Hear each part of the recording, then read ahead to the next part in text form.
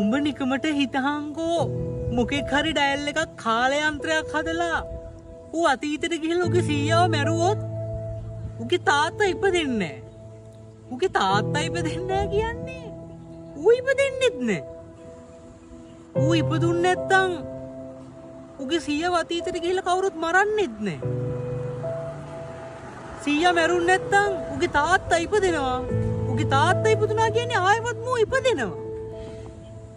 එතකොට ආයෙමත් ඌ කාලයන්ත්‍රයක් හදලා අතීතයට ගිහිල්ලා උගේ සීයාව මැරුවොත් සීයා මැරෙන්නේ නැහැ කියන්නේ උගේ තාත්තා ඉපදෙන්නෙත් නැහැ. තාත්තා ඉපදෙන්නෙත් නැහැ කියන්නේ ඌ ඉපදෙන්නෙත් නැහැ. ඒ කියන්නේ කාලය හරහා කවුරුත් ගිහිල්ලා සීයාව මරන්නෙත් නැහැ. ඒ කියන්නේ සීයා මැරෙන්නේ නැහැ කියන්නේ උගේ තාත්තත් ඉපදෙනවනේ. ඒ කියන්නේ තාත්තා ඉපදෙනවා කියන්නේ ඌත් ඉපදෙනවා. ඒ කියන්නේ ඌ ඉපදුනොත් ආයේ කාලය හරහා යයිද? ඌ කාලය හරහා ආයෙත් කියලා සීයාව මැරුවොත් උගේ තාත්තා ඉපදෙන්නෙත් නැහැ. උගේ තාත්තා ඉපදෙන්නේ නැහැ කියන්නේ ඌ ඉපදෙන්නෙත් නැහැ.